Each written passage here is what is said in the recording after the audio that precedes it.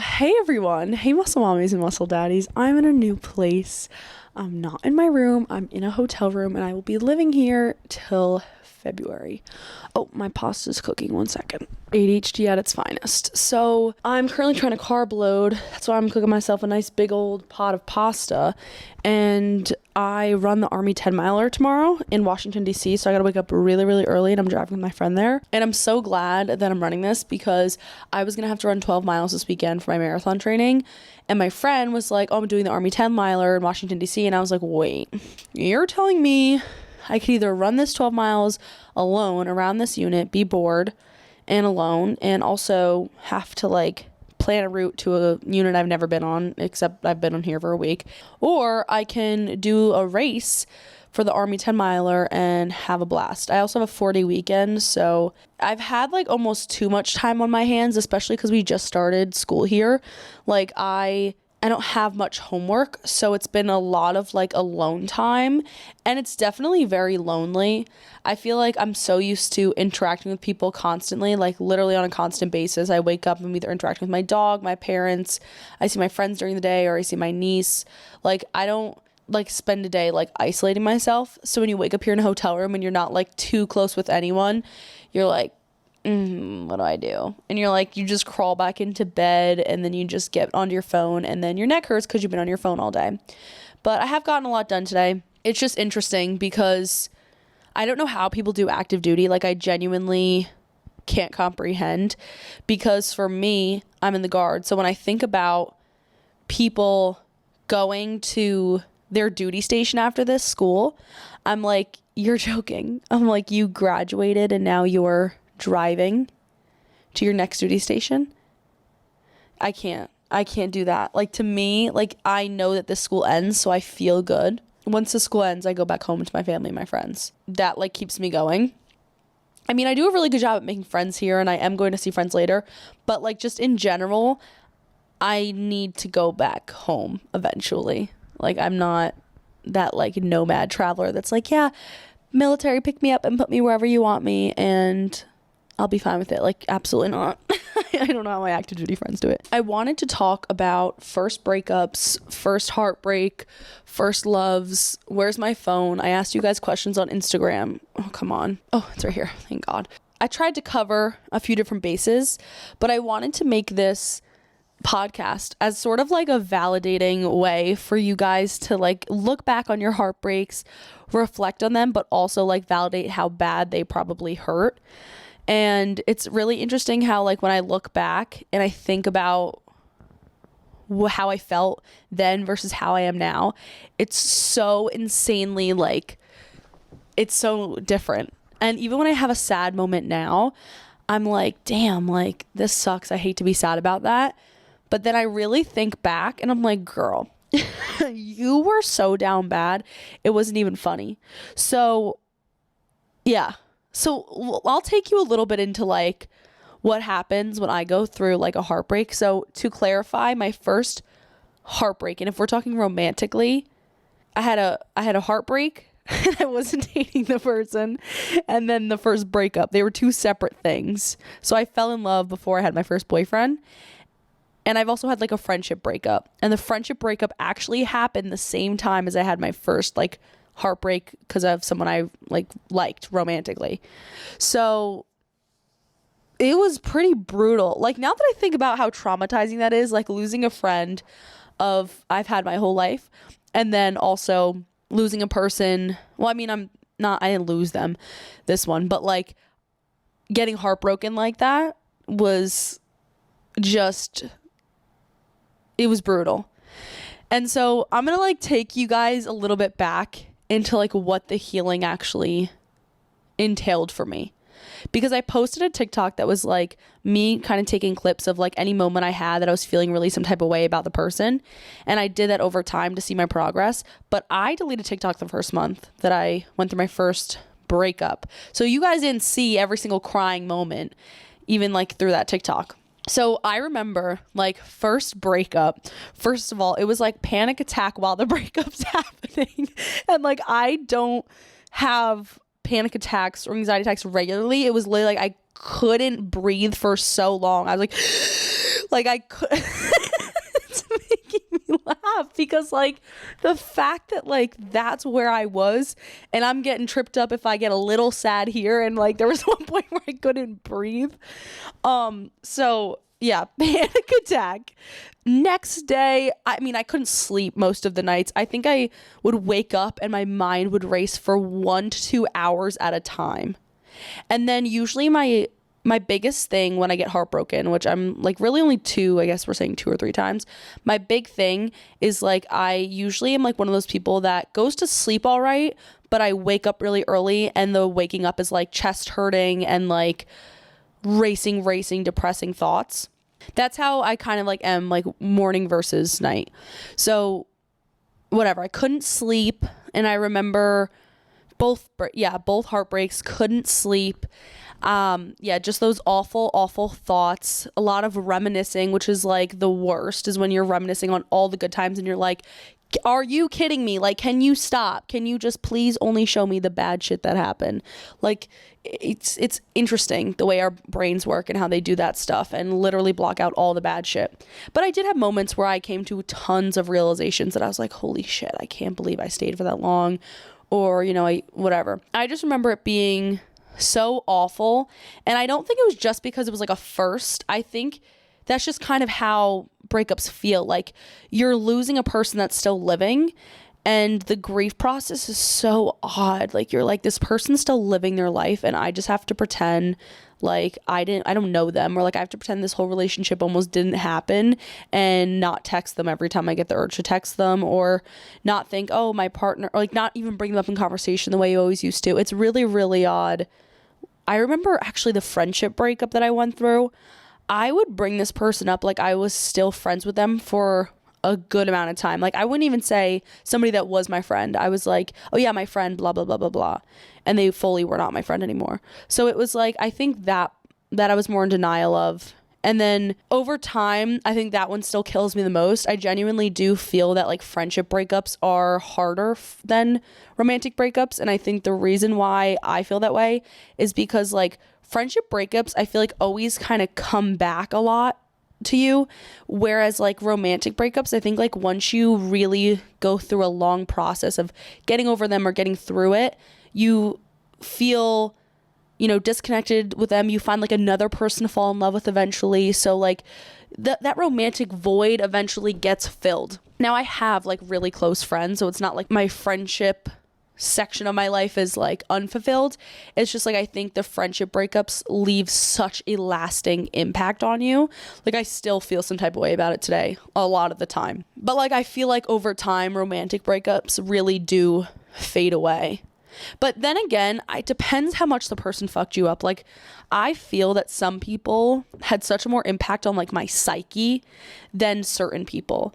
You know what I mean? Like certain people, let's say it was just like a crush and then you guys aren't together, like you guys never made anything out of it, or like a situationship, like certain situationships, certain things that weren't things and feelings you had that never got like worked out. Like genuinely, I think some of those, like the what if situations, some of those may like fuck you up even more than the relationships that end, because the relationships that end are like the things where, okay, I don't need to wonder what if. This is what it looks like when we tried and this is how it turned out. Whereas like other people, you have these what ifs in your head.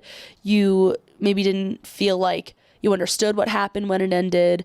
So you're still searching for closure in some way. So I think it really just depends on like what the situation is. It doesn't depend on whether it was labeled or not, or, you know, it just, you know what I mean? Like it's not just, oh, well, did you guys have sex? Did you guys kiss? Or did you guys date? Oh, so it shouldn't hurt as much if you didn't do that. That's just not true. I don't believe that's true at all. I think people just are able to play with us so much with our feelings and our vulnerability, and maybe it's unintentional. It's like emotional immaturity on their part. You get so engulfed in something, so then when it ends, you're like spilled out on the floor. What do I do with myself? How do I recover from this? Going back to thinking about like what it was like for me, I remember with my first breakup, I've only ever dated one person. So when I'm talking about a breakup, it's that. If I'm talking about a heartbreak, it's not necessarily that situation. So my first breakup, my only breakup, I literally, like, my phone was something that I wanted to be, like, completely out of my sight. I think when you go through a breakup and you're talking to a person every day in a relationship, and then you go to, like, stone cold nothing, it's like you're waiting for their name to pop up on your phone, you're waiting for some type of reach out, you're waiting for maybe a social media post if you still follow them, you're wondering about what you're posting if they're checking it. There's so many, like, weird things that come with having a phone. And I remember, like, I didn't want to hear I didn't listen to music for like a week. I didn't want to hear any sad songs. Like, I literally couldn't take the feelings that it would give me. And I love sad songs. Couldn't listen to sad songs. I couldn't go on TikTok. I didn't want to see any type of boyfriend content. I didn't want to hear about sex stories. I'm a person who loves hearing about sex stories. I didn't want to hear literally fucking anything. I didn't want to see anything. I didn't want to be exposed to anything on my phone. So I deleted my social media.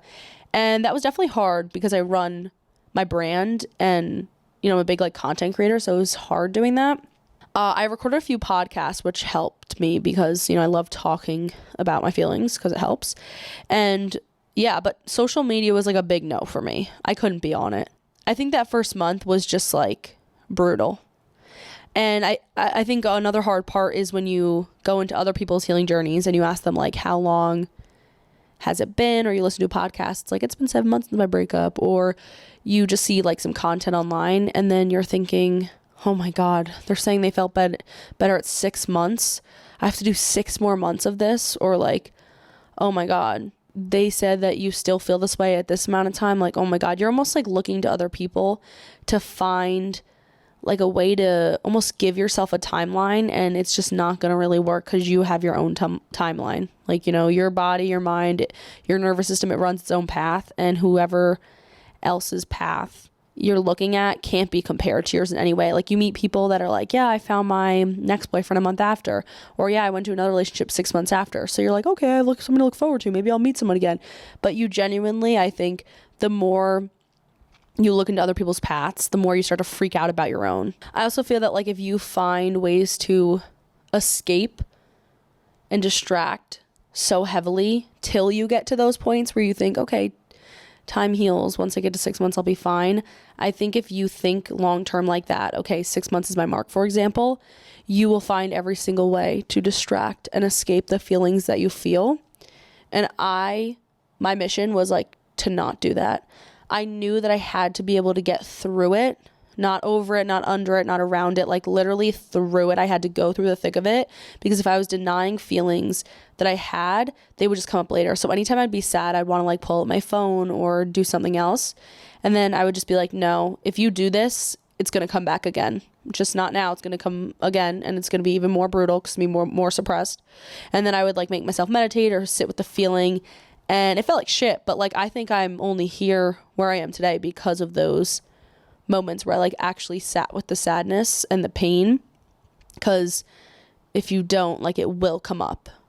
And then if you think, I just need to find another relationship, it's just going to come up in your relationship again. It's going to you're going to get the same triggers, the same thing. Like, nothing's going to get fixed unless you fix it yourself. Nothing's going to change unless you change yourself. It's very tough to understand when you're in it, because when you're in it, you're like, I just want anything but to feel this feeling. You know, there are ways to healthily distract yourself by, like, going out and socializing and doing things and trying new things. But to me, that's like a way to find new parts of yourself and discover yourself again without this person, rather than, like, seeing it as a way to, like, completely distract yourself from all your problems. You know, at the end of the day, you go to sleep with only yourself. So if you're completely distracting 24/7, you're still going to have to go to sleep with yourself and wake up with yourself.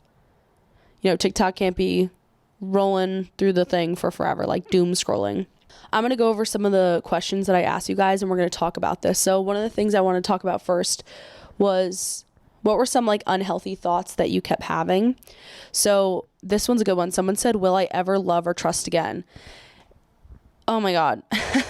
Hearing that is like deja vu, because I remember feeling that one so heavily. I just remember thinking, like, will I ever find somebody?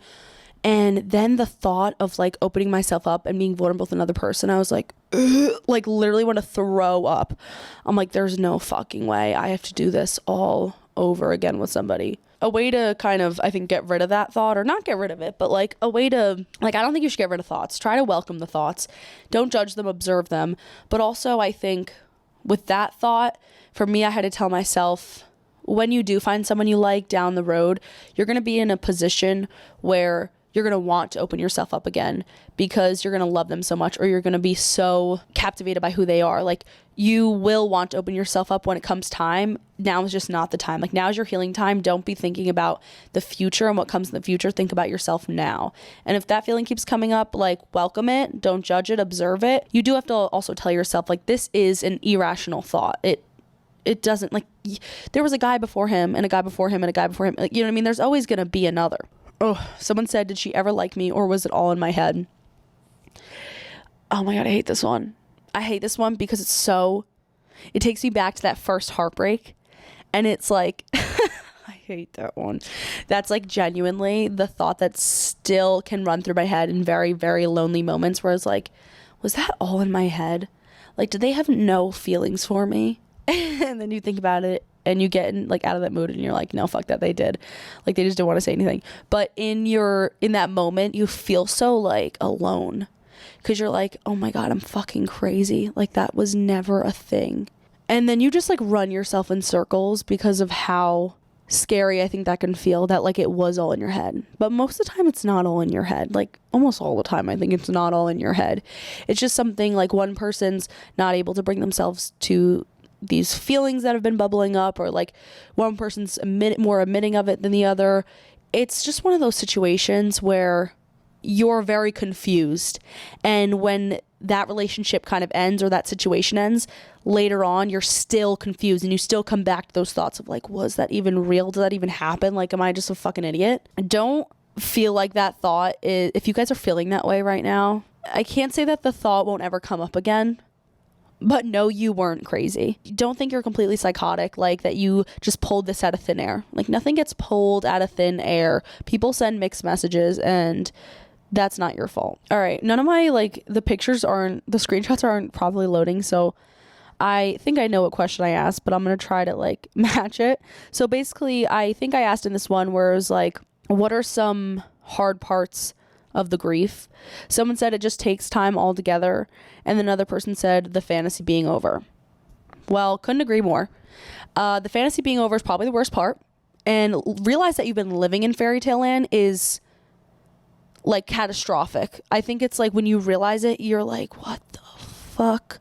All those times that I wrote off the state I was in as a rough patch in my relationship, and that is how the whole relationship played out. I told myself we weren't like that. It would get better, and it didn't get better. And then you come to that realization of like, what was that? And then, was that it? That's it. That was a fantasy. He never got, or she never got to the potential that I cooped her up to be. Or like taking bare minimum moments and romanticizing the fuck out of them. They're like, oh my God, like, he got me a coffee. Oh my God, he scratched my back. Oh my God, remember that time? And it's like, okay, anybody could do that. Like, where were you shown the love in other places besides maybe the things they bought? Like, and I understand small things matter, but yes, small things matter, but there's a lot of things that matter. Like, love is like here. Everything else goes on top of it, like sacrifice, compassion, empathy, maturity, everything, like partnership, feelings. Like, there's so many things that encompass like a healthy relationship, and to think that like love is supposed to be the top is just wrong in my eyes, because to me there's been so many relationships where I know this person is in love with me. It's not ingenuine, it's very genuine, but their capacity to love is so different from the capacity I'm able to love, and the capacity I expect to be loved in is not something they could give me. I was realizing, looking back, how I was asking so much out of my ex for him. For me, I could give exactly what I was asking for. But in his eyes, he definitely felt like this is so emotionally overwhelming for me because, and I'm, making assumptions here, but like, I can understand where he probably felt like, holy shit, like I can't give her what she needs. You know what I mean? And there was times where it was said that like, this is unhealthy for me, and him, I think, expressing to me that like he knew it was unhealthy for me was almost like that should have been a wake up call to me, that like he's trying to tell me he can't give me what I need. And I'm just keeping this fantasy and potential of him in my hand and being like, no, give me this. I know you're capable of this. Give me this. And then the person's like, I can't, I'm trying. And then it just falls through and you're just like, no, but I want it. And you're like, you're literally tearing yourself apart. You're begging on your knees to this person of what you need from them more than one time. And this person's probably like, oh my God, like this is exhausting for me. And so I totally understand why, like, me and my ex breaking up was not just I needed out of a relationship. Like, I think we genuinely both needed out of the relationship. It's like when you realize that you have to scream for someone to hear you, that's like kind of your cue in the first place. Like, you shouldn't have to scream for someone to hear you. And I'm not talking about like physically scream, because like me and my ex weren't screaming at each other. I'm just saying, like, when you have to keep reiterating and continuously going on and on about the things that you need because they're not being reciprocated naturally by the other person, if you've already told them like the way in which you like to be loved or provided for, then it's not matching up, and that's okay. But it's also heartbreaking realizing that. And then when you come out of it, you're like, oh, the fact that I had to ask for that, you know, the bare minimum or whatever it was in the first place, like my bare minimum is their biggest effort and their capacity of why they are the way they are. If you don't know how to influence each other in the right way to where you're growing together and apart, then it's just like not matching, not working. I love the analogy of like, you're not two puzzle pieces that fit together. You're like stones that rub against each other, like influencing each other until they fit. But don't take that too literally, because sometimes I think you could also turn around that quote and be like thinking about two people that are really, really not meant for each other trying to make it work, and it's like two fucking like stones rubbing together, and you're like, I just gotta keep trying, I just gotta keep fucking rubbing these stones together, maybe one day they'll fit. But you know what I mean? Like, what I mean by that is like you get closer over time, you change over time, and you guys should be able to have a positive impact on each other. I always think about how, like, can you change for another person? This is a big question I think we all talk about. I don't think it's a matter of can you change for someone. I just had to pee really badly, and I literally sat down on the toilet so fast that I almost fell off of it. Let me try to take my stomach out. I'm kind of in like an odd position because I'm double layered up here. Ugh. Let's breathe. Let's do our breath. I just look at myself in the camera. I'm like, let's take a breath. Inhale through our nose, please. Hold it. Exhale out. Okay. So, can we change for people? I think you can only change for a person if you want that change in yourself as well. If somebody wants you to morph into their dream partner, and that's not what you can see for yourself, then no, that person's not going to change for the relationship in you. I think some people are unwilling to look at themselves in a mirror very, very clearly. And I think when you're unable to do that, you're not willing to go through those uncomfortable emotions, nothing towards the partner, but you just yourself are unwilling to go through those uncomfortable emotions. So you kind of just scratch the surface a little bit. You think, okay, I'm good, I'll continue. I think that's where the change stays stagnant. Nothing's happening. If you think change is impossible, then it's not going to happen. I think you actually shouldn't even want your partner to change. I don't think change is really even the right word. I would say you want your partner to grow. I think the second you want your partner to change, there's a different version that you have of them in your head. Because like, I don't want to change my best friends. I want us to grow. So like, when I think of growing, I think I'm growing independently and we're also growing together. We're influencing each other. You can influence a person to change, but you can't actually make them change. That comes all from within. It's like if you tell a person to go to therapy, they're not actually going to want to go to therapy. They have to desire it themselves, which I have a hard time with that. Listen, trust me, I've had my fair share of wanting so bad for someone to go to therapy to change so I can be in a better relationship with them, friend and boyfriend. But I had to realize at a certain point, like, you can't make somebody do something. You just literally have to, stand by. And if they desire it in themselves and they want to go, good for them. It's the same thing as like, you can't tell someone to leave. They're going to leave when they want to leave. You give them advice, they're not going to listen to advice unless it's a moment in which they want to hear it and they want to listen to it. I asked some people a lesson they learned from their first heartbreak or breakup. And one person said, take people's words for what they are. I struggled with this the most. So bad. I look back on what I was told at the beginning of the relationship, during a fight in the relationship, and I completely overlooked it as an issue that could end the relationship. Literally in full denial from the beginning, because I had thought, somebody chose me. This feels good. I like this person. I'm going to create a relationship with them. They want to be in a relationship with me. Perfect. Oh, they think that they're cold and distant, going to run away. Whatever it is, completely overlook. We'll get through it. They just need to find their footing. Girl, it's been time for them to find their footing. You've been patient. You've been waiting. You've been doing all you can do, and they're still not meeting you where you need to be. How long are you going to wait? So I think a big issue is not listening to people's words. And I said this a little while ago in one of my other podcasts, where it's you genuinely just don't fucking listen. You're so in denial. They're telling you they don't know how to change, or they can't change, or they're telling you they're going to push you away. They're telling you whatever it is, whether it's through their actions or their words or their patterns. Because man, let me tell you, their words don't mean shit if their actions don't match up, and their actions don't mean shit if their words don't match up. It needs to match up. It's not one or the other. And then the patterns that you see are your telltale sign. If it happens once of the actions, or it happens once with the words, it's the patterns where it repetitively is happening. It says it all in the patterns. And if you are just not listening to the patterns because you're so in denial because you don't want to be alone, or maybe it's because you're in love with them, or you built it for so long, or but you have a great relationship with their family. And trust me, that's the hardest part, I think. And I'm talking about friendships. For me, in that sense, is the family aspect. When you've spent your whole life involved with the entirety of the family, and now you don't see them anymore, it's hard, it's crushing. But it happens with significant others too. And all the relationships you develop through the person, there's so many things that hold you to this fantasy that you're not even realizing, because you don't want that to be real. Your brain is literally blocking it out on purpose. It's probably the oxytocin chemical that's blocking all that shit out. Other lessons we got was personal peace over everything.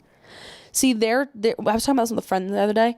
There's times where I'll be doing things that I had done with another person, whether it was a friend or a ex-boyfriend. There's things that I'm doing and I think, oh my God, if I was with them right now, imagine my experience right now. Look at how peaceful I am right now. Even if I'm bored, even if I feel a little bit lonely right now, at least I'm not dealing with what I would be dealing if they were with me right now. And in those moments, I'm wow, I'm not scared to be single at 40 anymore. I'm going to be fine. Finding a man does not complete my life. Everyone's getting fucking engaged on Instagram. Jesus, I'm just trying to find my questions. Ooh, oh my God. Thank you for this one. Closure from the other person isn't real. Guys, I feel 99% of the population won't believe that statement. They're well, he did say this and it did really, really help me. And that was definitely, no. I don't care what you say. I mean, I felt it before. I understand the feeling and why you may think that. It just doesn't come from them. It truly comes from yourself. If you are looking for closure from another person, you're not going to find it, because they are not you. You are you. The way they affected you, they don't know how they affected you, because they're not you. You know how they affected you. You know how you felt from how you felt from all their actions, everything they've ever done. It is you that has to close that door. It's not them. You are the person who has to close the door. Even if they blocked you and they cut you off, you're still the person who has to mentally close that door. And it's a hard door to close.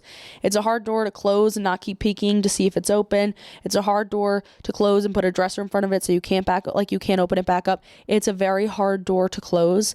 But I'm telling you, if you continuously work on giving yourself the closure, that is going to be the biggest part of healing, is realizing that your future is not in their hands. Your feelings are not in their hands. You depending on them. And I think this is probably a big anxious attachment style thing, where it's you thinking that whatever they say or do is going to be the thing that helps you move on from them or hate them more, whatever it is. Genuinely, it's not up to them. That's up to you. Everything happens for a reason. Well, here's the thing about that. I think when you're going through the breakup like very fresh, you're like, don't fucking say that. Don't fucking say everything happens for a reason. I don't want to hear it. Or, you know, when people always say, they say, it always comes when you're not looking. And you're like, shut the fuck up. But, you know, when you get to like more of the light in the tunnel, you do feel that way. You do feel like everything happens for a reason. Because when you think about it, pretend you have already found the person you're going to spend the rest of your life with. When you look back, all those people brought you to that person. So this person is like a person that's part of your journey. It's a part of your path. It's teaching you lessons for a reason. So if you can find the lessons that you learned from this person, can be the thing, I think can be the thing that actually helps you understand why the reason they came into your life in the first place was. I remember I found a very big similarity between my ex and my ex-friend, that the feelings that I got towards the end, I feel like I always relate them to each other. I don't know why. Well, I do know why, because I go to therapy every week and I deep dive into it. But I think when I saw the lesson that I was learning from both of them, and to me, I think a big part of the lesson was like love wasn't enough. You can't change someone into loving you. You can't love someone into loving you. I saw when I saw that lesson very clearly to me, I was like, fuck, I thought I learned the first time. I didn't. Here I am learning it again. And so help me God if I have to learn it a third time. No, we're good. I'm not doing that shit again. Someone said, some days you blame the person, some days you blame yourself. You go through many phases. Yeah, I think you get a lot of guilt towards yourself sometimes, a lot of shame. I think you get angry at them. It feels good when you get angry at them. I think the moral of that feeling is like you're going to be facing flip-floppity emotions like that, where the blame's placed on someone else or it's placed on yourself. And I think something that you should know is when it's placed on yourself, be compassionate with yourself. Because if it was a friend going through it, you wouldn't blame them for staying. You wouldn't tell them, I can't believe you didn't leave sooner. You would be like, I'm just so glad you left. That's like, I'm so happy for you right now. So I think in those moments, talk to yourself like you would a friend and have compassion for yourself. Because like, you're human. You made a mistake. You were in love. And a lot of it's psychological. So blame it on the fucking brain. Okay. I have a book suggestion for you guys. I think all my books should be listed in my Amazon storefront, but Conversations on Love, I have ADHD and I love the format of this book because it's literally like questions and then a little blurb. So it's very easy for me to follow and it's just so interesting. And one thing I want to share with you guys from the book that I read recently are 2 lines, and I talked about them in therapy today and I'm going to read them to you. One's about sex and one's about a question to ask yourself. A question to ask yourself.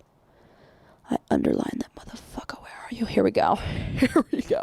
In many interactions where I felt insecure or as if they could end at any moment, I was always motivated to have sex. I wish I'd known then that the urgent desire isn't always a sign of a deep chemical connection to another person, but perhaps a sign that the relationship isn't offering any security.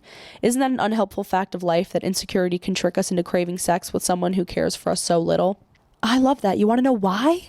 Because you know when you have sex with a person and it's like kind of relatively after a fight, or it's like the first time having sex when you were just going through a very rocky patch and you feel so connected to them, you know, their touch just makes you feel like fucking alive again, and you're like, oh, we're brand new honeymoon couples, like nothing can stop us, we're fucking amazing, look at how good of an orgasm I just got. Like the amount of times that can mask you and to just forget about everything that happened before that. And if you think about it, the other person, the one who caused the issue, is probably using the sex to emotionally regulate themselves because they don't know how to regulate the relationship you guys are in. So they're using sex. Not saying they're trying to like manipulate you, but for them, sex could be that emotional regulation of like, okay, like here's us getting back together. Like here's the emotional connection coming again, but it's not emotional connection. It's just literally like a physical connection that you are thinking is some emotional rebonding thing. And yes, like sex is a very emotional bonding things, but like, I'm talking like when you're in a relationship that has a ton of fucking problems and you're just like, well, we had great sex. Cause I was thinking about this, how much I've been in this position where I'm just thinking about how good the sex was. And I'm not thinking about how I feel emotionally when we get into a conflict. And then the other question that she talked about is something that you guys can leave this podcast with something to think about. But instead of thinking and writing down what you want in a partner, think about what you want in a partnership. I think it's great practice. I'm going to start doing that in my journal. What do you want in a partnership? Not what you want in another person. You want them to be 6 foot tall, curly hair, brown hair, beard, blah, blah, blah, blah, blah. What do you want in a partnership? Even if you're in a relationship, what are your goals? What do you want your partnership to be looking like? And then you can reflect, is my partnership looking like that right now? Last thing I want to say is, if you are going through something and it's happened really recently, or it feels like it's been really recently, or, you know, you're getting like relapses of it, it is okay to not be okay. And if you need to cry about it, if you need to keep talking about it, keep doing it. Keep crying, keep talking, keep picking yourself back up. You got this. And do not feel that you are weak, or that maybe you're going through it more than them because you're in love more with them. Like, no. Everybody heals at their own time, their own pace. Don't compare your healing journeys to people. Just focus on yourself and welcome the cries, welcome the sadness, welcome the grief, welcome the depression, welcome the emotions of grief, sadness, depression, all those emotions, just the same way you would happiness and everything else that fills your body. Welcome the emotion, give space to it, and let it be there. Think about where it's in your body. Let it be there, and eventually it will pass. Do not make any permanent solutions to temporary situations. Learned that one the other day. I hope you guys enjoyed, and I hope you found maybe a way to relate to this, or it helped you a little bit if you're going through it right now. Go check the description. I got my Amazon storefront. I got my Muscle Mommy tees that literally are amazing. They're like heavyweight boxy tees. And I got my website and my socials, everything in there. So if you guys want to follow me on my Instagram and you want to participate in the next podcast, I post all the questions on Miss MS_Swole Shady. And the Instagram to this podcast is the Muscle Mommy Mindset. And I'll probably post some questions there too. So thank you guys. If you want to comment on this or you want to DM me, I look at everything. So yeah, any suggestions or things you want me to talk about, just write them in. Thank you. Bye bye.